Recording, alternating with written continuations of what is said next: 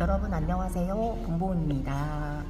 1회를 찍고 바로 오늘 2회를 올립니다.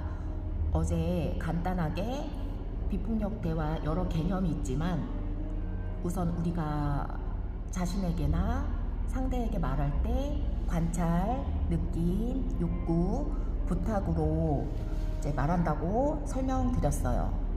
거기에서 우선 오늘은 있는 그대로 관찰하기에 대해서 자세히 설명드리겠습니다. 관찰은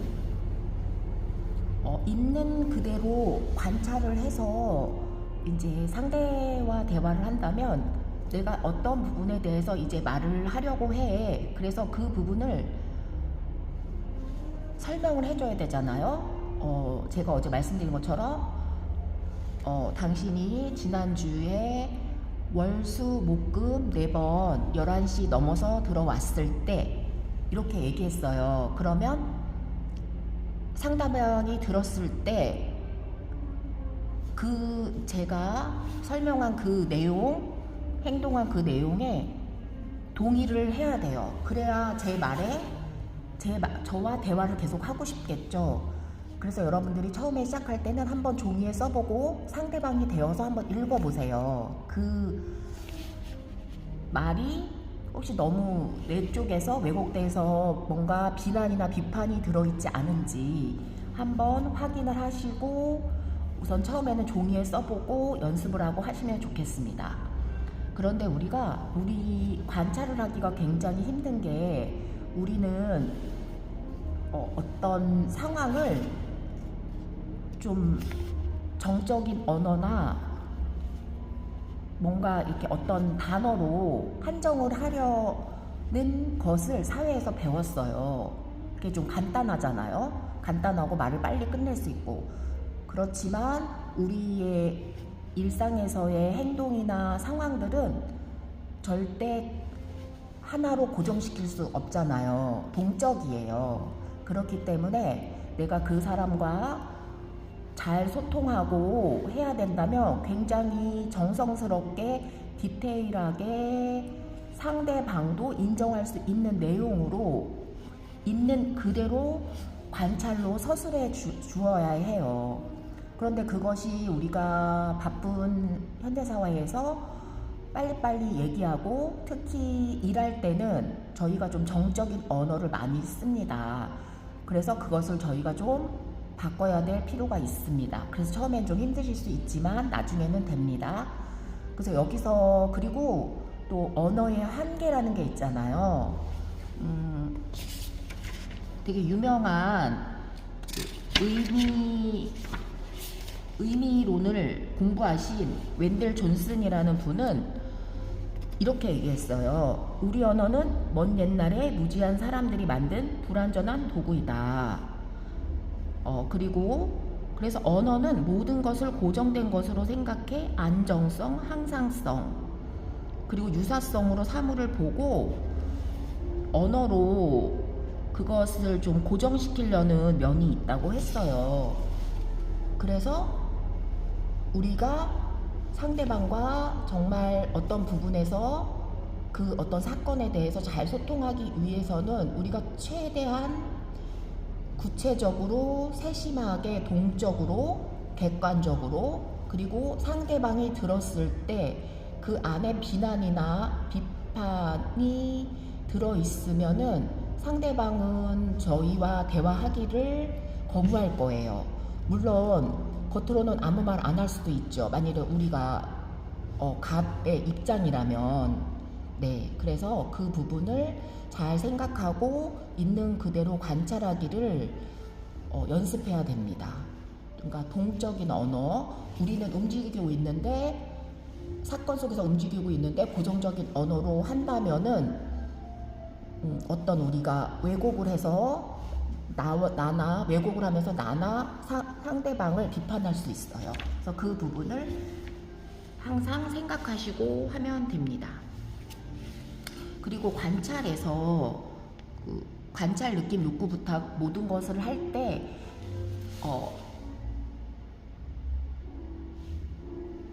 그 이야기 자체는 사실 내 이야기잖아요. 내가 이것에 대해서 이야기를 하는 거잖아요. 그런데 그 이야기 안에서 우리가 내 스토리만 얘기해야 되는데 상대방을 끌어들이고 싶은 마음이 있어요. 그러니까 아직도 내 마음속에 말하려는 이 일이 너의 잘못이다라는 것을 나의 언어에 녹여내고 싶어하는 마음이 있어요. 그럴 때는 상대방하고 이야기하시면은 안 됩니다. 그것은 있는 그대로 관찰하기가 되지 않아요. 그래서 있는 그대로를 관찰하기 이전에 나의 마음을 에서 상대를 비난하거나 나를 비난하거나 그런 마음이 없는 상태에서 해야 돼요. 그것에 대해서는 다음에 또 설명드리도록 하겠습니다. 오늘은 이제 첫 번째 관찰 느낌 욕구 부탁에서 있는 그대로 관찰하기를 이제 말씀드리니까 이것을 설명드리겠습니다. 그래서 있는 그대로 관찰한다는 것을 설명하기가 힘든데 그것에 대해서 지금 비폭력대화 책에 나온 62페이지에 나온 루스 베버 마이어라는 선생님께서 평가와 관찰을 대비하는 노랫말을 만들어 주셨어요. 일부만 제가 읽어 들어 보도록 하겠습니다.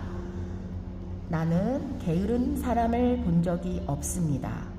내가 본 사람은 내가 보는 동안에 한 번도 뛰어다닌 적이 없는 사람입니다.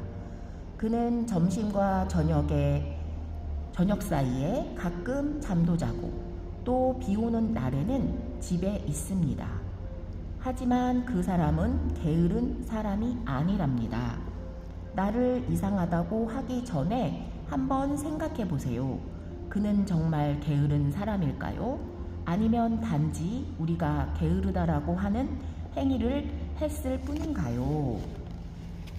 그래서 중략하고 아무리 열심히 둘러보아도 나는 요리사를 본 적이 없습니다.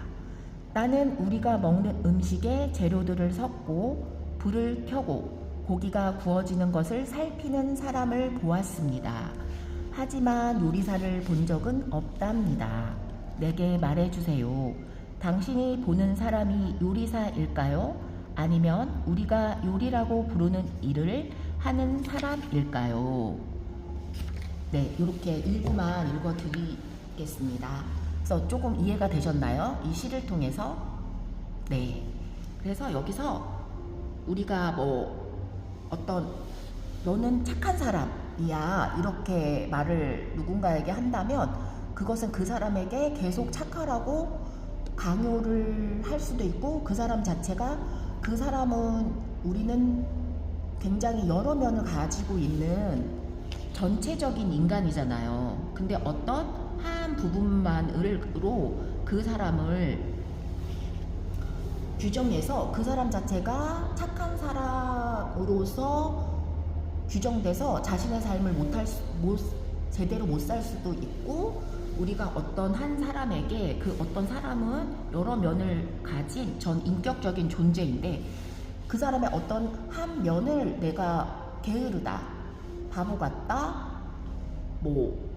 어떻다라는 말로 한번 규정을 해버리면 그 사람이 다음에 어떤 다른 면을 보여줘도 우리는 그 사람을 그 고정된 언어로 꼬리표를 붙이고 인식하는 경향이 있어요. 그러면 나나 그 사람과의 인간관계에서 굉장히 부정적인 영향을 미칠 수 있습니다. 네, 그렇습니다. 그래서 그 관찰이 가장 어떻게 보면 관찰 느낌 욕구 부탁 중에서 가장 어렵다고 이제 많이들 표현을 하십니다. 그래서 이것은 저희가 좀 언어의 어떤 일을 얘기하는 거에 언어의 한계가 있고 그것을 우리가 좀 고정된 언어로 좀 편리하기 위해서 고정된 언어로 사용하고 우리도 뭔가 안정감을 느끼기 위해서 이렇게 고정된 언어로 정립해 놓고 싶은 마음이 있기 때문에 이제 그런 것들을 우리가 알고 좀 연습하고 바꾸는 연습을 해야 됩니다. 하나 연습을 해볼게요. 연습 중에서 한번 여러분들 생각해 보세요. 동의는 공격적이다. 어때요? 이게 관찰인가요? 평가인가요? 네, 평가죠. 그래서 이것을 관찰로 바꾼다면 어제 영업 시간에 동의가 철수에게 연필 한 개를 던졌다. 네, 이렇게 표현하면 어떨까 생각합니다. 여러분, 우리 지금 갑자기 생각이 안 나는데 대학자이신 죽음의 수용소에서를 쓴 선생님께서 우리의 반응과 자극 사이에는 공간이 있다고 말씀하셨어요. 어떤 사건이 생겼어요. 그러면 우리는 어떤 즉각적으로 반응을 하는데 그 반응을 하기 전에 그 공간이 있다는 거예요. 내가 어떻게 결정할지, 어떤 행동을 할지, 말을 할지, 들을지, 상대방을 공감해 줄지, 나 자신을 공감할지, 아니면 이 자리를 피울지. 그런데 만일에 그 공간이 딱 달라붙어 있다고 생각해 보세요. 그러면 자극이 왔을 때 그 공간이 너무 작으면 어떤 내가 원치 않는 반응을 습관적으로 할 수가 있잖아요. 그러면 그것에 대한 모든 책임은 내가 져야 하잖아요. 그래서 우리가 이런 공부를 하거나 이런 동영상을 보거나 어떤 공부를 하는 것이 이제 어떤 제가 강의에서 들은 건데, 이 모든 것들이 이 자극과 반응 사이에 공간을 넓히는 일이라고 합니다. 그래서 저도 이 공간을 넓히려고 매일매일 진리가 너희를 자유케 하리라.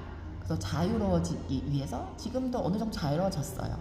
여러분, 정말 오늘 긴 시간이에요. 좀 12분 정도였는데 귀한 시간을 내어주신 만큼 여러분들이 자극과 반응 사이에 그 공간을 이제 넓히는 시간이 조금이라도 되었다면 저는 너무 기쁘고 감사합니다. 항상 들어주셔서 감사합니다. 여러분, 오늘도 자유롭고 따뜻한 하루 되세요. 비가 조금씩 오네요. 감사합니다. 봄봄이었습니다.